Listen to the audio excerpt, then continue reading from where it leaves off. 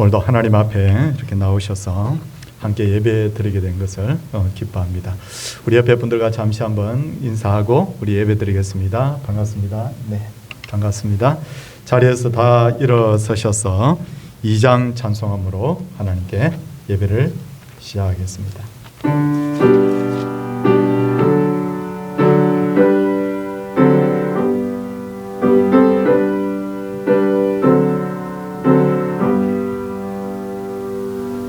전형 성부 성자 성령 성삼위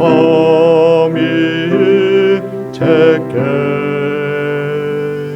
영원 무궁하기까지 영광을 돌리세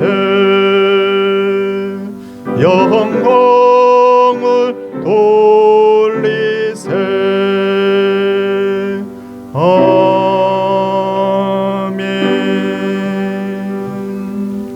작성하시기 바랍니다. 교동문은 십계명입니다.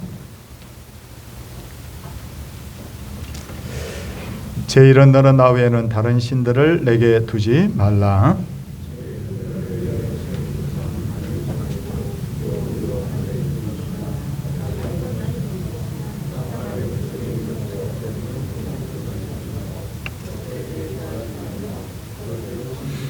제3은 너는 내 하나님 여호와의 이름을 망령되게 부르지 말라. 제5는 내 부모를 공경하라. 제7은 간음하지 말라. 제9는 내 이웃에 대하여 거짓 증거하지 말라. 아멘. 사도신경으로 신앙을 고백합니다. 나는 전능하신 아버지 하나님 천지의 창조주를 믿습니다. 나는 그의 유일하신 아들 우리 주 예수 그리스도를 믿습니다. 그는 성령으로 잉태되어 동정녀 마리아에게서 나시고 본디오 빌라도에게 고난을 받아 십자가에 못 박혀 죽으시고 장사된 지 사흘 만에 죽은 자 가운데서 다시 살아나셨으며 하늘에 오르시어 전능하신 아버지 하나님 우편에 앉아 계시다가 거기로부터 살아있는 자와 죽은 자를 심판하러 오십니다. 나는 성령을 믿으며 거룩한 공교회와 성도의 교제와 죄를 용서받는 것과 몸의 부활과 영생을 믿습니다. 아멘.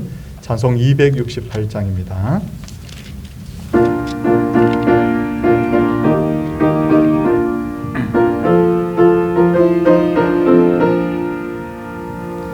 죄에서 자유를 얻게 함은 보혈의 능력 주의 보혈 시험을 이기는 승리되니 참 놀라운 능력이로다.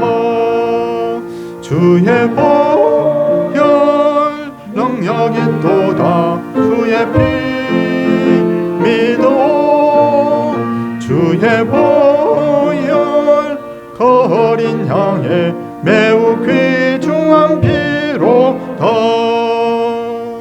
육체의 정욕을 이기림은 보혈의 능력 주의 보혈 정결한 마음을 얻게 하니 참 놀라운 능력이로다.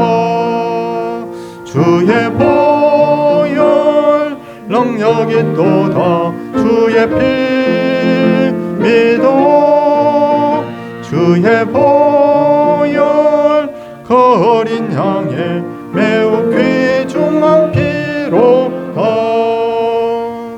눈보다 더 희게 밝히는 것 보혈의 능력 주의 보혈 부정한 모든 것 밝히시니 참 놀라운 능력이로다.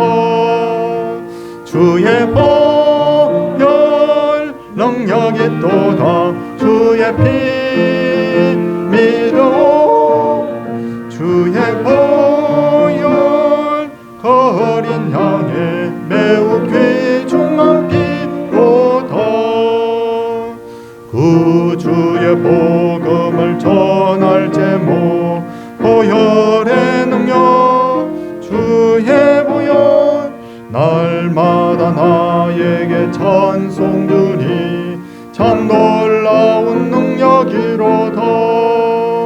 주의 보혈 능력이 또다. 주의 피 믿어. 주의 보혈 거린 양의 매우 귀중한 피로다. 예배를 위해서 정효기 집사님께서 기도 인도하시겠습니다.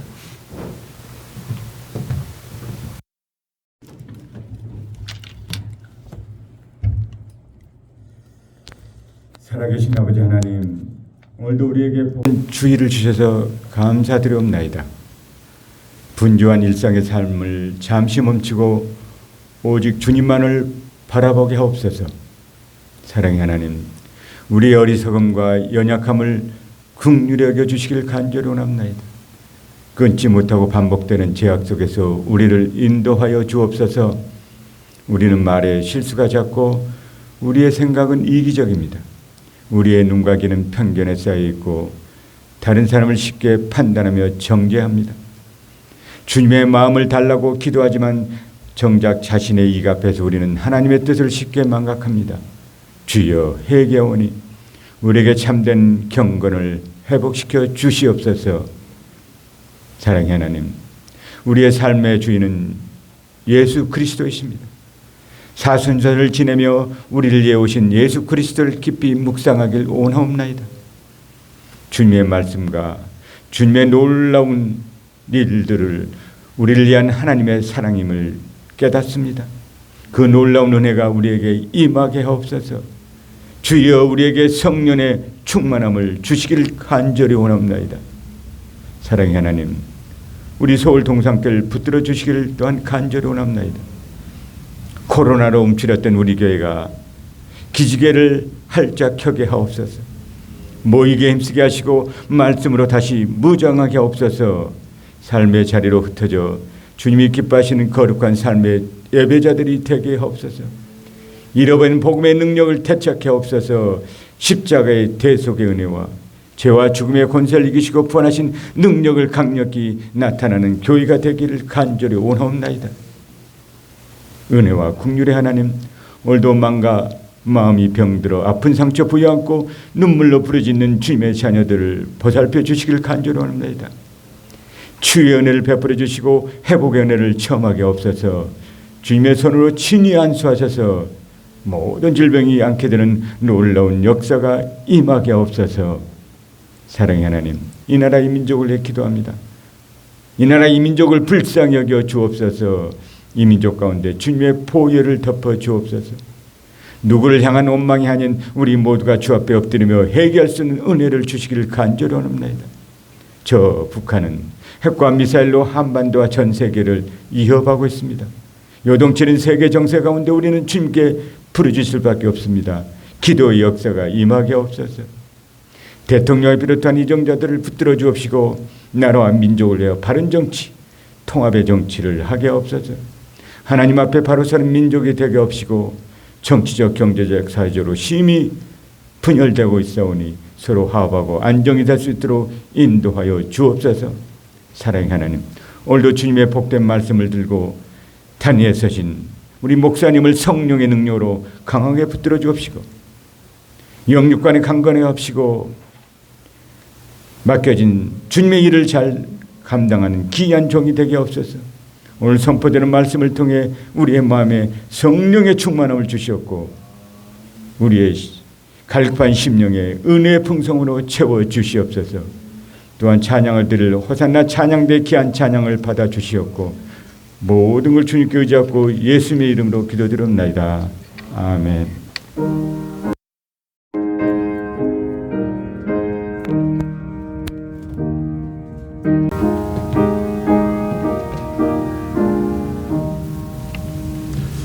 하나님의 말씀은 에베소서 2장 8절에서 10절까지의 말씀입니다. 에베소서 2장 8절에서 10절까지의 말씀. 너희는 그 은혜에 의하여 믿음으로 말미암아 구원을 받았으니 이것은 너희에게서 난 것이 아니요 하나님의 선물이라. 행위에서 난 것이 아니니 이는 누구든지 자랑하지 못하게 함이라.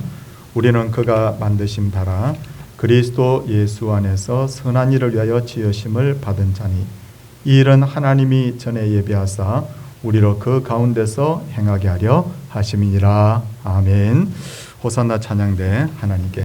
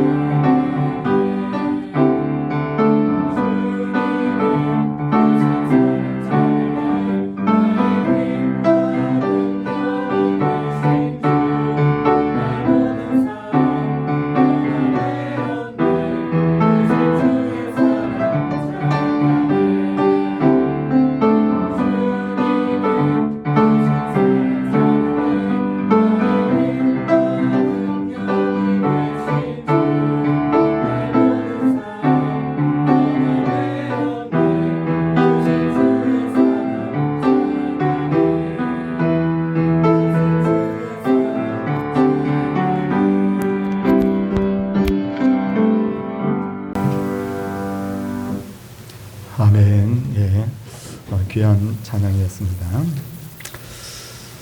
흔히들 목사님들이 설교를 할 때 우리 인간에 대해서 표현하기를 우리는 하나님께서 만드신 걸작품이라고 하는데, 저는 이 말을 들을 때 감격이 되면서도 한편으로는 그런 말이 정말 성경에 있는가라는 그런 생각을 했었습니다.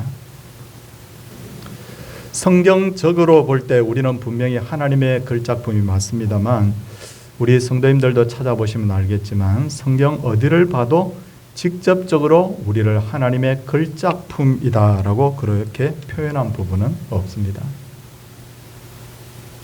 근데 제가 성경 에베소서를 읽다가 연구하던 중에 드디어 걸작품이라는 단어가 성경에 있다는 것을 알게 되었는데, 우리 에베소서 2장 10절, 오늘 본문 2장 10절을 보시면 우리는 그가 만드신 바라 그리스도 예수 안에서 선한 일을 위하여 지으심을 받은 자니라고 했는데, 여기서 말하는 만드신 바라는 이 단어가 헬라로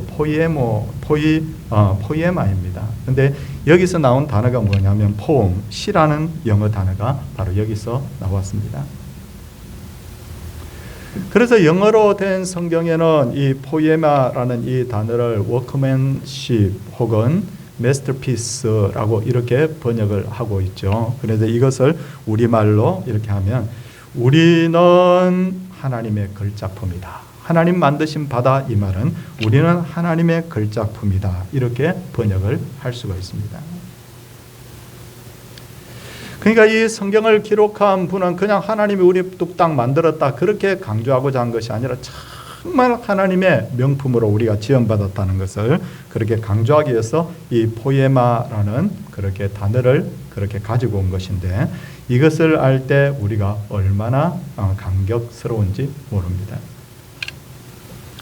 근데 우리는 이 말씀을 읽으면서도 사실은 감격스럽다라고 고백을 하지만 막 가슴이 뭉클할 정도로 큰 감동을 받지 못합니다. 왜 그러냐면 말씀을 볼 때는 은혜가 되는데 실상 우리를 자세히 뜯어보면 내가 어디를 봐도 하나님의 걸작품이라고 인정할 만한 부분이 없다는 거예요.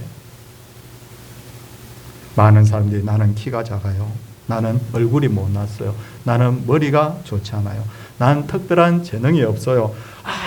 아무리 생각해 봐도 우리는 많고 많은 사람들 중에 그저 그런 한 사람이지 나를 정말 걸작품이다 라고 할 만한 그런 특별한 존재는 아닌 것으로 그렇게 보입니다. 그러다 보니 우리는 하나님의 걸작품입니다 이렇게 하면 아멘 그렇게 하면서도 마음으로는 동의가 안 되는 거예요. 그렇다면 우리는 진짜로 하나님이 만드신 걸작품일까요? 우리 한 사람 한 사람이 걸작품이라면 왜 우리에게는 이렇게 못난 부분이 이렇게도 많은 걸까요? 그것은 가장 큰 이유는 뭐냐면 우리가 우리의 시각으로 자신을 보고 평가하기 때문이에요. 창세기 1장을 보면 천지 창조에 대한 말씀을 한번 보겠습니다. 창세기 1장에 가장 많이 나오는 단어는 물론 하나님이라는 단어겠죠. 그런데 일반적 어떤 동사로 혹은 다른 어떤 단어 이런 것으로 볼 때 종류대로라는 단어가 굉장히 많이 나오는 것을 볼 수가 있어요. 창세기 1장을 읽으면서 종류대로를 다 확인해 봤는데 종류대로라는 단어가 10번이 나옵니다. 여기서 말하는 종류대로라는 것은 과학적 어떤 차원에서 보면 종이 다르게 그렇게 창조하셨다 그런 뜻이에요. 그러니까 강아지하고 고양이하고 뭡니까? 종이 달라요. 개는 여러 종류가 있지만 종은 같고요. 코끼리와 사자도 종이 다릅니다. 사람들은 진화론을 이야기하는 사람들은 오랜 시간이 지나면 원숭이가 사람 된다고 그런 이야기까지 하는데 안 됩니다. 종이 다르기 때문에. 어떤 경우에도 강아지가 고양이 되고 코끼리가 사자 되고 원숭이가 사람 되는 경우가 없어요. 그런데 창세기의 이 내용은 단순히 모든 동물이 각기 다른 종으로 지음받았다라는 의미만 가지는 것이 아니라 세상의 모든 것들을 하나님께서 각기 다르게 창조했던 거예요. 각기 다르게 다 달라요. 아담과 하와도 각기 다르게 창조하셨고 아담 이후에 태어난 모든 사람도 다 다르게 그렇게 태어났습니다. 실제로 지구에 있는 80억 인구를 보면요. 나하고 참 닮은 사람이 많다는 생각은 할 수 있지만 똑같은 사람 한 사람도 없습니다. 쌍둥이도 같지 않아요. 그런데도 우리는 사람을 볼 때 일정한 틀에다가 놓고 거기에 맞춰서 사람을 평가하는 거예요. 저 사람은 잘난 사람이야. 저 사람은 못난 사람이야. 저 사람은 재능이 있는 사람이야. 저 사람은 재능이 없어. 저 사람은 가치 있는 사람이야. 저 사람은 가치가 없어. 아니 누가 그걸 평가한단 말이야. 감히. 정말 우리가 평가하는 기준이 옳으냐에 대해서 좀 고민을 해봐야 됩니다. 키가 큰 사람이 가치 있고 키가 작은 사람은 가치 없어요. 콧대가 높은 사람은 가치가 있고 콧대가 낮은 사람은 가치가 없어. 성도님들 가만히 한번 생각해 보십시오. 이게 진짜 맞는 판단인지에 대해서 좀 고민을 해볼 필요가 있어요. 사무엘 선지자가 다윗의 가족들과 만난 내용 한번 보세요. 사무엘은 이새의 큰아들 엘리압을 보고 외모에 반해가지고 이렇게 말합니다. 여호와의 기름 부으실 자가 과연 주님 앞에 있도다. 사무엘이 엄청난 탁월한 영성을 가진 사람이죠. 근데 이렇게 인간의 눈으로 사람을 볼 수밖에 없었던 거예요. 그때 하나님께서 뭐라고 하셨어요? 내가 보는 것은 사람의 보는 것과 같지 않다. 내가 보는 관점이 다르다. 그렇게 말씀하시고는 이새의 막내 아들 다윗을 이스라엘의 왕으로 기름 부어 세우셨잖아요. 사람의 관점, 하나님의 관점이 달라요. 오래전 제가 베트남 전쟁 영화를 한번 본 적이 있어요. 그 베트콩들이 미군의 폭격을 피해가지고 땅을 파서 주둔지를 만들고 거기에 통로를 만들어서 막 이동을 하니까 미군들이 아무리 그 지역에다 폭격을 해도 베트콩들이 별로 피해를 입지 않는 거예요. 그래서 미국 군대에서 방법을 하나 생각합니다. 그게 뭐냐? 병사들 중에 제일 키가 작고 왜소한 병사들을 선발해서 땅굴로 직접 투입을 시키는 거예요. 그 순간에 키 크고 덩치 좋은 병사는 별 소용이 없어요.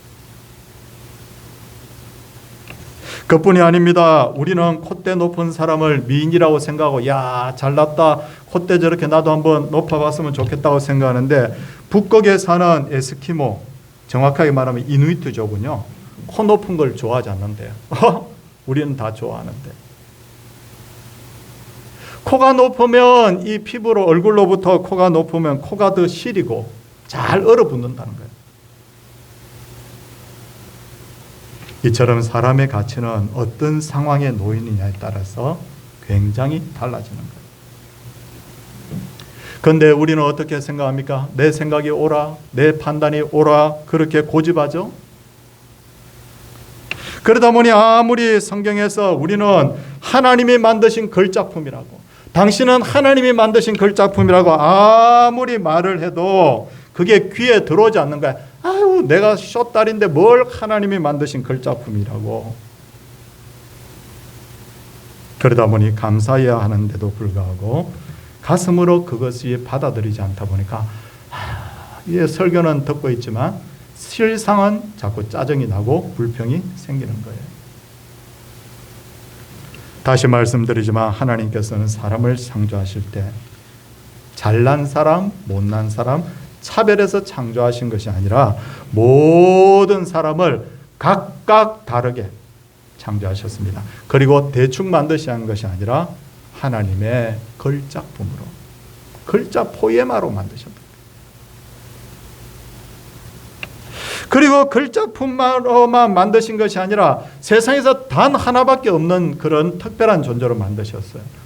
우리는 전부 다 하나밖에 없어요.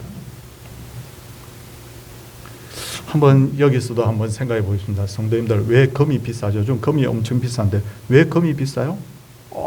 금 당연히 비싸지. 왜 비싸냐는 거예요. 왜? 그거 먹지도 못하고 뭐 아무 별로 그게 없는데. 어떤 사람 변질이 안 된다고 그래요. 변질 안 되는 건 돌도 안 되고 유리도 변질 안 됩니다. 그렇지 않아요? 어떤 사람은 반짝반짝거린다고 하는데 수정 같은 것도 반짝이죠. 반짝이는 물질이 오직 금뿐입니까? 금이 귀한 이유는 뭐냐면, 가장 큰 이유, 여러 가지 이유가 있겠죠. 뭐 과학을 하시는 분은 뭐 열전도가 잘 된다든지 뭐 여러 가지가 뭐 있을 수 있겠지만, 가장 큰 이유 중에 하나는 뭐냐면 구하기 힘들기 때문에, 희소성 때문에 그런 거예요.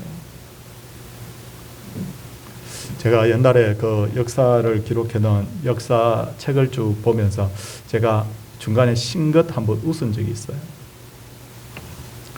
알렉산더 대왕, 유명하죠. 알렉산더 대왕. 이 알렉산더 대왕이 유럽과 중동 지역을 정복한 후에 장군들과 함께 잔치를 벌이는 거예요. 그 잔치를 벌이면서 장군들한테는 전부 다 금으로 만든 술잔을 주고는요, 자기는 알미늄 비슷한 합금 그 술잔을 들었다는 거예요. 말도 안 되죠? 근데 왜 황제가 그런 어떤 합금 술잔을 들었냐면, 그게 그 당시에는 가장 귀한 거니까. 금은 뭐 정복해가지고 뭐 산더미처럼 쌓여있으니까 금 술잔은 그건 가치가 없고, 이거 하나밖에 없는 잔입니다, 황제가. 내가 거기다 술 부어 먹어야 되겠다. 희소성이에요, 희소성. 하나님이 우리를 세상에 단 하나뿐인 존재로 만드셨다는 것은 아무도 우리를 대신할 수 없는 존재로 만든다. 대신할 수 없어요. 어느 어머니에게 아들이 8명이 있습니다. 그런데 하나가 그만 가출을 했는데 죽었는지 살았는지 간간무소식이에요. 집 나간 아들 때문에 어머니는 잠도 못 자고 밥도 못 먹고 날마다 웁니다. 이웃들이 찾아왔어요. 아주머니 그만 좀 우세요. 그 아들 아니라도 아들 7명이나 있잖아요. 성도님들, 그게 위로가 된다고 봅니까? 자식을 키워본 분들은 알겠지만 절대로 위로 안 돼요. 이웃들이 보기에는 그 집 나간 아들은 8명 중에 1명일지 모르지만, 그 어머니에게 있어서 8명 아들 하나하나는 전부 다 100이에요. 8분의 1이 아니에요. 하나님의 마음도 마찬가지예요. 동산교회 아이들까지 한 200명 조금 안 되는 그런 교인들이 있지만 하나님 우리를 200분의 1로 안 봅니다. 절대 200분의 1로 안 봅니다. 하나님은 우리 한 사람 한 사람을 100으로 봅니다. 자, 이런 마음을 우리 누가복음 15장에서 한번 볼 수가 있죠. 누가복음 15장에는 잃어버린 양에 대한 비유가 나옵니다. 어떤 사람에게 양 100마리가 있었는데 한 마리 잃어버린 거예요. 자, 그럴 때 이제 99마리가 남았으니까 별로 큰 손해 아니죠. 그런데 이 목자는 99마리를 남겨두고 한 마리를 찾아놨습니다. 찾을 때까지라고 표현되어 있죠. 찾기까지. 죽을 고생합니다. 그리고 양을 찾아오죠. 그리고는 친척들과 벗과 이웃들을 불러가지고요 잔치 벌입니다. 양 한 마리 얼마 하는지 저는 모르겠습니다만 이렇게 많은 사람들을 불러서 잔치하면 그보다 돈이 훨씬 더 들 거예요. 그런데도 불구하고 이게 계산이 이상한 거예요. 양 한 마리 값보다 더 큰 희생을 치르면서도 이 목자는 막 기뻐합니다. 이게 뭐죠? 이게 바로 우리를 향하신 하나님의 마음을 나타낸 거예요. 동전 10개 중에 하나 잃어버렸어요. 10분의 1 잃어버린 거예요. 근데 아니죠. 두 아들 중에 하나를 잃어버렸어요. 2분의 1 잃어버린 거예요. 근데 아니죠. 전부 다 뭡니까? 잃어버린 그 하나는 하나님께서는 전부 다 그것 자체를 100으로 보는 거예요. 예수님께서 이 비유를 말씀하신 이유가 뭐냐면 얘들아 하나님 마음이 이렇단다. 우리에게 말씀해 주고자 합니다.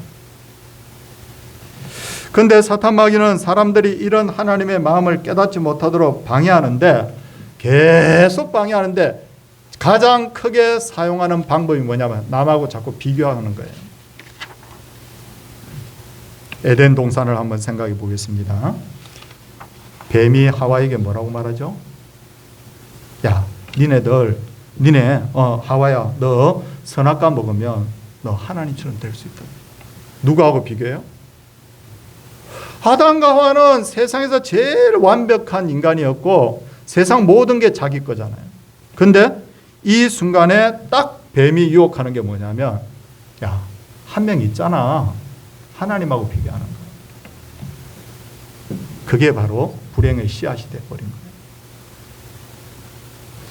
지금도 우리가 참 이 비교라는 것 굉장히 무서운 사탄의 유혹인 것을 알아야 됩니다. 내가 여기 우리 청년들 있지만요. 청년들도 교제하는 사람도 있고 하겠지만 여러분 딱 한번 생각해 보세요. 내가 평생 함께 할 사람하고 결혼하는데 얼마나 신중하게 내가 고르겠어요. 세상에서 제일 소중한 사람하고 결혼합니다. 그렇죠? 아유 목사님 저는 대충 알아서 결혼합니다. 이거 없다고요.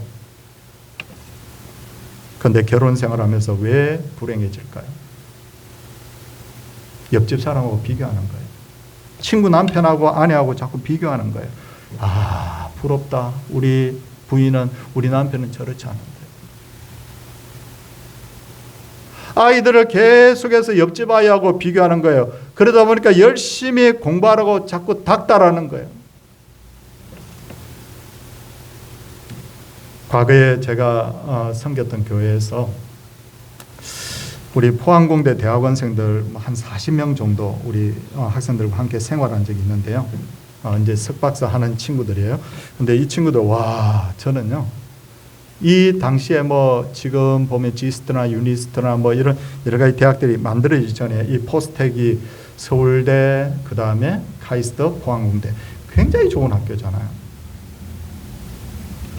우리 청년부에서 서울대학 학부하고 오는 청년, 카이스트 학부하고 오는 청년들도 더러더러 있었는데 와, 이 친구들은요 취업 걱정을 안 해요. 취업률이 99점 몇 프로. 다 되는 거예요 그냥. 이 친구들은 박사학위 받고 나오면 요즘은 조금 달라졌을 텐데 대기업의 과장으로 특채됩니다. 30 초반에. 30 초반에도 교수가 되고 굉장히 뛰어난 아이들이에요. 아이 부러워. 너무너무 부러워. 근데 한 청년도 제가 만나서 대화해 보면 만족하는 청년이 없어요. 아, 목사님, 전 왜 이렇게밖에 안 될까요? 이러고 있어요. 도대체 이게 이해가 되느냐고요. 이런 식으로 비교하다 보면 세상에 그 누구도 행복할 수가 없겠죠. 사람이 진짜 행복해지려면 사람의 눈, 이런 눈으로 세상을 보지 말고 하나님의 눈으로 볼 필요가 있어요.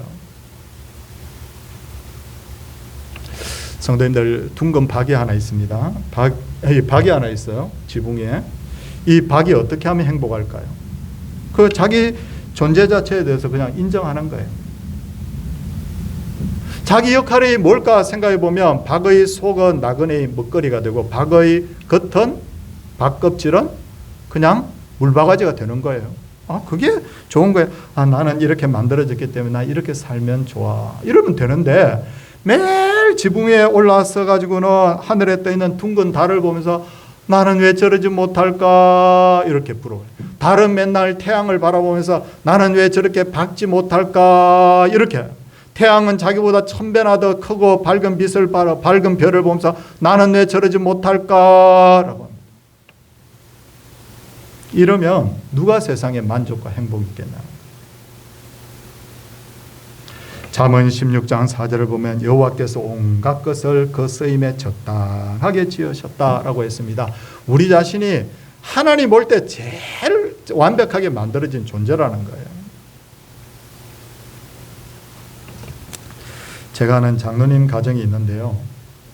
저는요, 제가 그분을 처음 만났을 때 제가 20대였는데 이분은 아이가 셋이에요.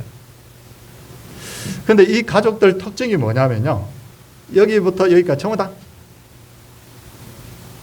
아이가 셋인데 온 가족이 이러고 다녀요. 난 처음에 조금 이상하더라고요. 왜냐하면 전부 다 이렇게.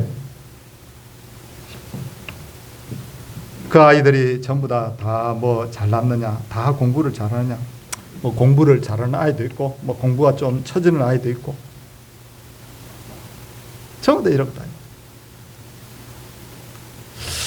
오랫동안 교제하면서 알게 된 게 있어요. 저는 그 가정이 너무너무 부러운 게 그 부모님들이 아이들을 그대로 인정해 주는 거예요. 그대로 인정해 주는 거예요. 남편이 완벽하겠습니까? 아내가 완벽하겠습니까? 근데 그 부분은 그냥 그대로 인정해 주는 거예요. 제가 그 아이들 세대에게 직접 들은 이야기입니다. 아이들이 이렇게 말하더군요. 목사님, 세상에는 우리 집보다 더 좋은 곳은 없어요. 나이가 제가 조금씩 들면서 참 그 말이 자꾸 귀에 맴돌아요. 그대로 인정해 주면 저렇게 다 행복하고 좋은 거예요.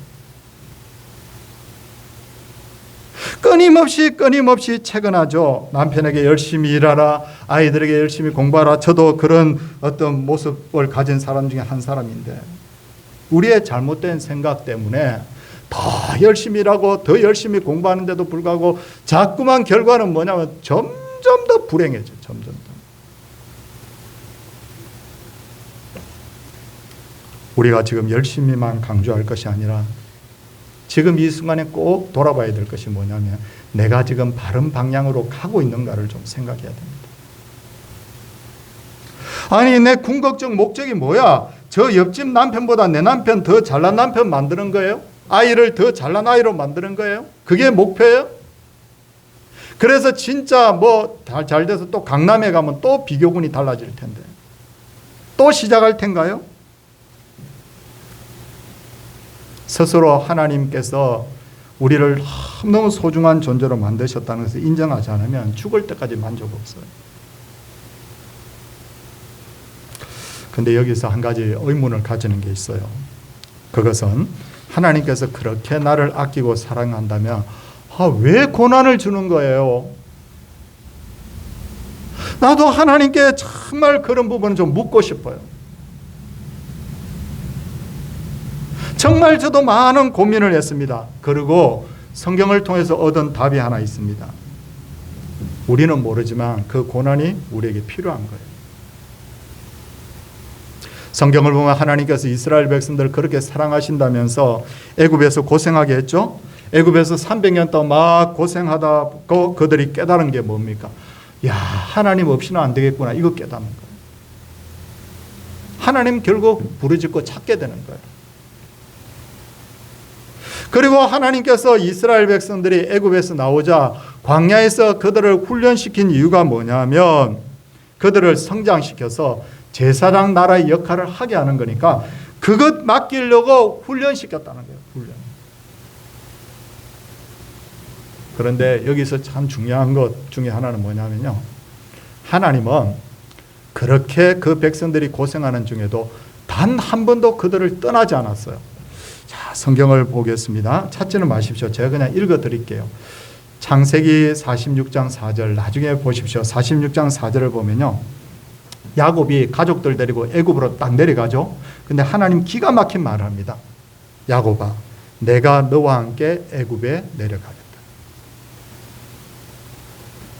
야곱이 70명의 가족들을 데리고 딱 내려가는데 야곱아, 걱정하지 마라. 내가 너와 함께 애굽으로 내려가겠다.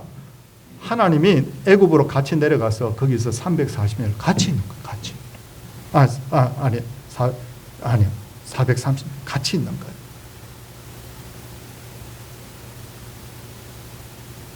성도님들, 애굽을 나올 때도요. 하나님께서 어떻게 말씀하시느냐면 하나님께서 그들과 내가 너희와 함께 올라가겠다. 그러니까 내려갈 때 올라갈 때 애굽에서 머무는 기간 동안 하나님이 계속해서 그 백성들과 함께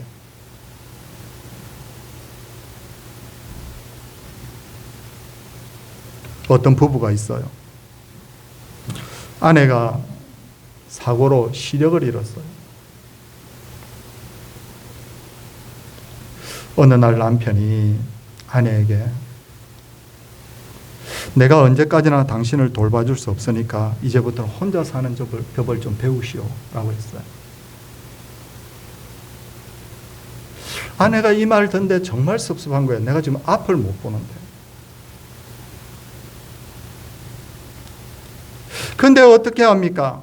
남편이 그렇게 말하니까 혼자서 다 해야 되죠. 아내는 혼자서 버스도 타고 시장도 가고 그렇게 합니다. 너무너무 자기 자신이 비참한 거예요. 내가 앞을 못 보니까 남편이 날 이렇게 대하는구나. 하루는 버스를 타고 집으로 가는데 라디오에 방송이 하나 딱 흘러나오는데 어떤 방송이냐면 아내를 너무너무 사랑하는 남편의 그 사연이 소개가 되어 있는 거예요. 여자가 이 말을 딱 듣는데 운전기사 바로 뒷좌석에 앉아가지고 저 여자 정말 부럽다. 혼자말로 되뇌었더니 그걸 듣고 있던 버스기사가 아줌마 뭐가 그렇게 부러워요? 아줌마 남편이 더 대단한데 하루도 안 그러고 아줌마 뒤만 졸졸 따라다니네요. 아내의 뒷자리에 그 남편이 그날도 앉아있었던 거예요. 하루는 1년 360월, 하루 1년 365일. 그 하루 24시간 하나님께서 우리를 지켜보고 하나님이 눈에 보이지 않다 보니 우리가 다만 하나님의 임재를 느끼지 못하는 거예요. 지난 그 시간 동안 애굽에서 400년 동안 하나님이 함께 하셨던 것처럼 하나님은 우리를 가장 유익한 길로 인도하시고 함께 하시는 거예요. 설사 그 길이 자갈 길이라도 그 길은 우리에게 유익하고 병들고 고난의 길이라도 유익하기에 하나님께서 우리를 인도하시는 거예요. 빌레 그리암이라고 하는 유명한 목사님 들어보셨죠? 그 목사님과 함께 사역을 했던 킴 웍서라는 분이 이렇게 말한 적이 있어요. 이분은 앞을 못 보는 분이에요. 저는 맹인이기 때문에 사람들의 인도를 받고 있습니다. 근데 한 사람도 저에게 선생님 저기 10m 앞에 뭐가 있고 100m 앞에 뭐가 있습니다, 이렇게 말하는 적은 없었다고. 앞에 청개가 있으니까 바로 발 앞에 청개가 있어요, 조심하세요. 바로 앞에 흙탕물이 있으니까 조심하세요, 그렇게 말해준다는 거예요. 저는 그 사람들의 말을 신뢰하고 그냥 조심조심하면서 가다 보면 어느덧 목적지에 도착해 있습니다. 저는 하나님께서 우리의 인생도 그렇게 인도하신다고 믿습니다. 나는 목적지가 어디인지 모르지만 하나님을 믿고 한 걸음 한 걸음 걸어가다 보면 어느덧 하나님께서 예비하신 가장 영광스러운 목적지에 도착해 있을 것입니다. 이렇게 말해요. 정말 새겨보면 마음에 오는 말이에요. 하나님, 내가 10년 후에 어떻게 되고 내가 20년 후에 어떻게 되는지 좀 가르쳐 주세요 해도 하나님 말해주지 않습니다. 그냥 매일 한순간 한순간 그냥 너는 내 말 듣고 따라와. 믿어도 되나요? 내가 너희 부모보다 내가 너를 더 사랑해.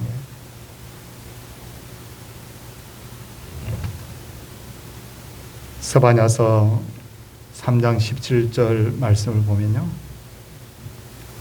너의 하나님 여호와가 너의 가운데 계시니 그는 구원을 베푸실 전능자시라.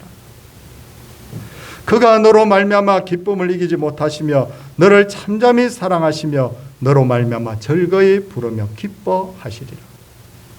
하나님 이것밖에 안 되는데요. 오늘 우리 정 집사님 오늘 기도하셨듯이 우리가 진짜 죄가 많잖아요. 내가 남을 그냥 정죄하고 판단하고 내 마음대로 고집하고 살고 내 모습 중에 아름다운 게 이렇게 없는데도 불구하고 너로 말미암아 기쁨을 이기지 못하시며 너를 잠잠히 사랑하시며 너로 말미암아 즐거이 부르며 기뻐하시리라. 정말요? 그래, 정말이란다. 성도님들, 저도 자식을 키우고 여러분들도 자녀들을 키우는 분이 많이 있겠지만요, 남들이 보기엔 진짜 형편없는 자녀들 같아도요, 부모는 그 자녀가 너무 좋잖아요. 내 생명보다 솔직히 더 사랑하잖아요. 나도 그럴진데 하나님이 어찌 안 그러시겠냐는 거예요. 죄인이라도 사랑하시고 보잘것없어 별품없는 볼일 없는 존재라도 사랑하시고. 오늘 성경 2장 10절 읽고 오늘 말씀을 이제 마치도록 하겠습니다. 우리는 그가 만드신 나라, 우리는 그분의 걸작품이라. 그리스도 예수 안에서 선한 일을 위하여 지으심을 받은 자니 이 일은 하나님이 전에 예비하사 우리로 그 가운데서 행하게 하려 하십니다. 사랑하는 우리 귀한 성도님들, 우리가 하나님의 걸작품입니다. 이게 진짜 위로가 좀 돼야 돼요. 이게 좀 믿어져야 돼요. 저도 며칠 전에 어떤 목사님의 설교를 들었는데 앞에서 막 이런 유의 설교를 하는데 내 마음속에 귀로는 아멘, 마음으로는 아멘이 안 돼.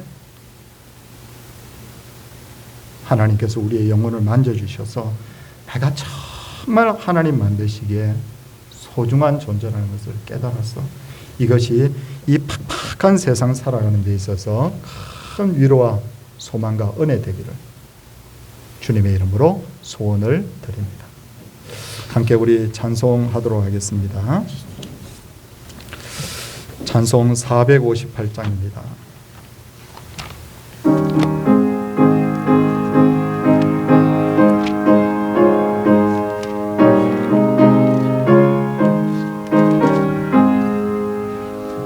너희 마음에 슬픔이 가득할 때 주가 위로해 주시리라. 아침 해같이 빛나는 마음으로 너 십자가 지고 가라. 참 기쁜 마음으로 십자가 지고 가라. 내가 기쁘게 십자가 지고 가면 슬픈 마음이 위로받네. 때를 따라서 주시는 은혜로서 가란 심령에 힘을 얻고 주가 언약한 말씀을 기억하고 너 십자가 지고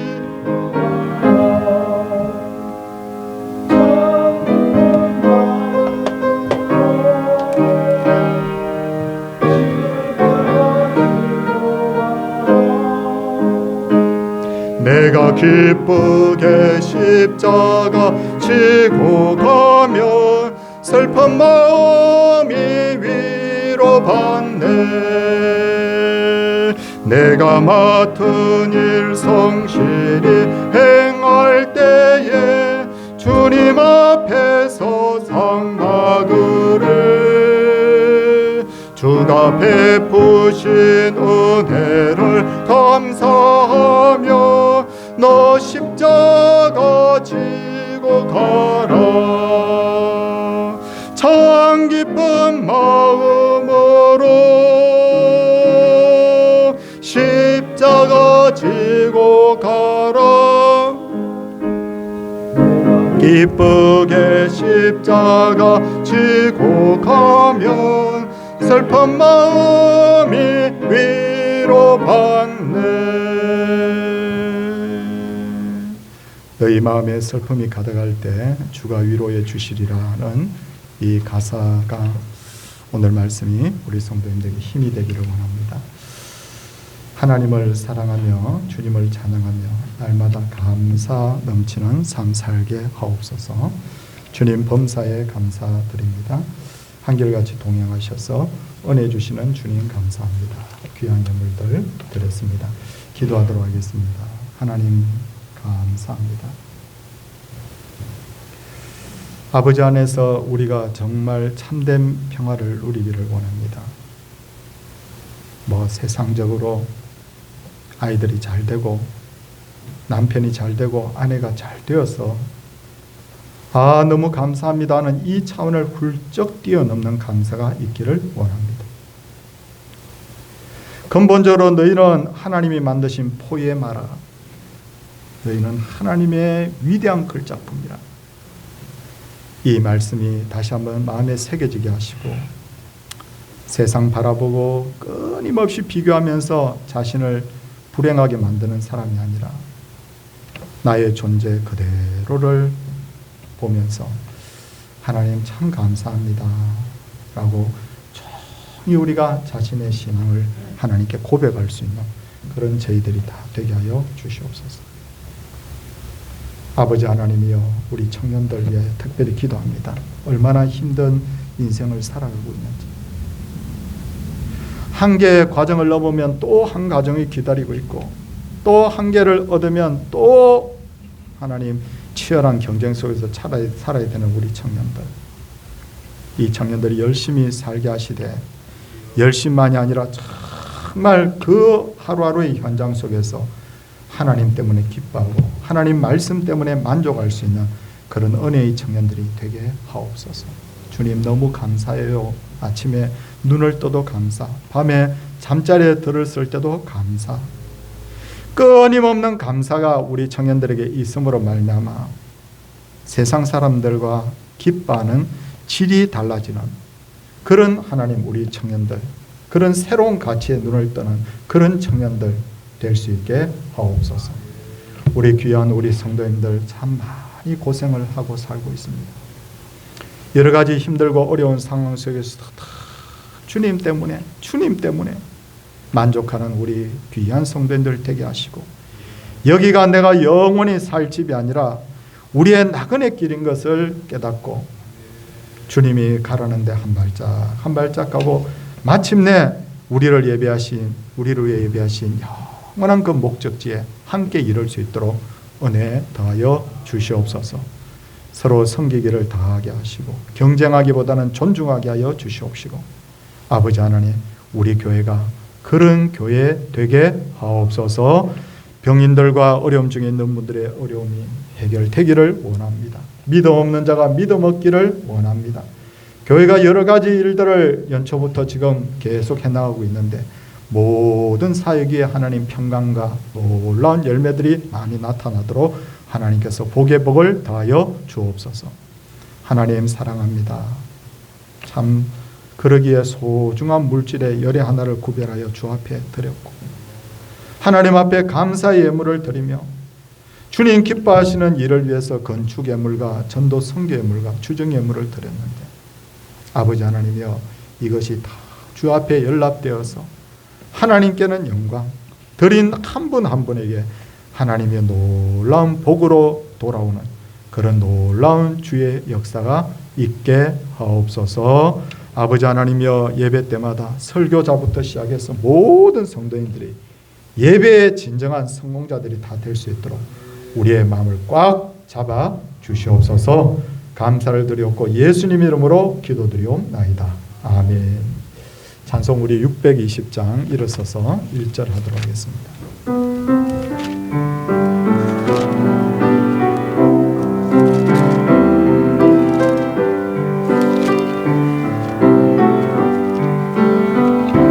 여기에 모인 우리 주의 온종 받은 자여라. 주께서 이 자리에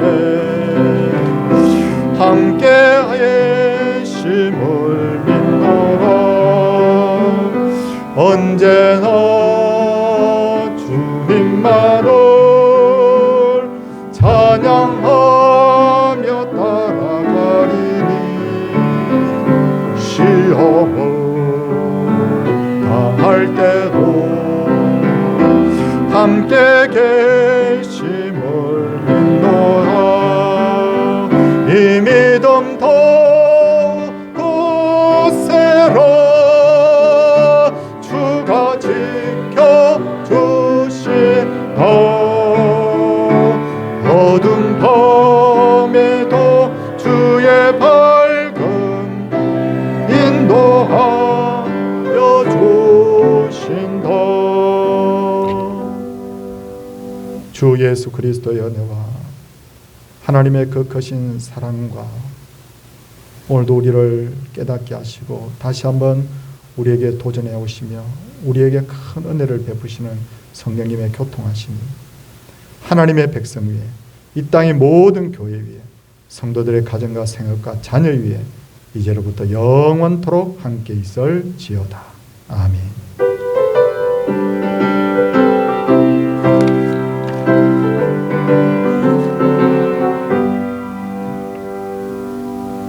예, 자리에 앉으시기 바랍니다.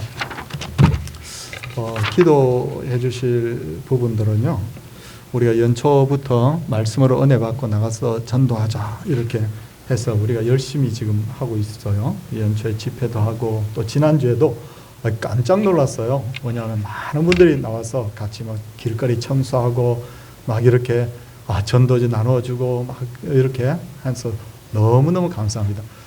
우리가 이렇게 하는데 제가 이번 주에 길을 이렇게 가는데요, 순복음교회에서 이렇게 봤나 봐요, 우리 하는 거.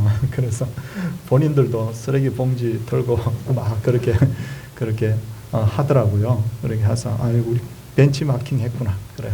하나님의 나라가 누구의 손을 통해서 강하게 전해져야지 하는 생각이 들었습니다. 좋았나 봐요, 우리가 하는 게. 참 감사합니다. 기도를 많이 좀, 그래서 연초부터 또 우리 성경대학도 하고 있고 이렇게 많은 것들을 하고 있는데 좀 기도 많이 부탁드립니다. 오늘 3부 예배는 일남전대 헌신 예배고요. 그 다음에 우리 동산대학, 우리 성경대학 오늘 합니다. 오늘은 한국교회사입니다.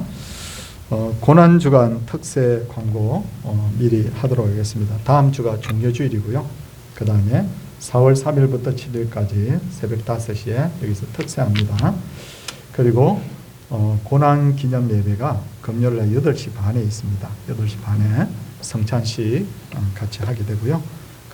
그 다음 부활주일날 새벽에 촛불 예배, 그 다음에 부활절 감사 예배 이렇게 계속해서 진행이 되는데 우리 성도님들 함께 오셔서 같이 은혜 받기를 기도해 주시고 또 맡은 저와 우리 여러분들이 잘 감당할 수 있도록 또 기도 부탁드립니다.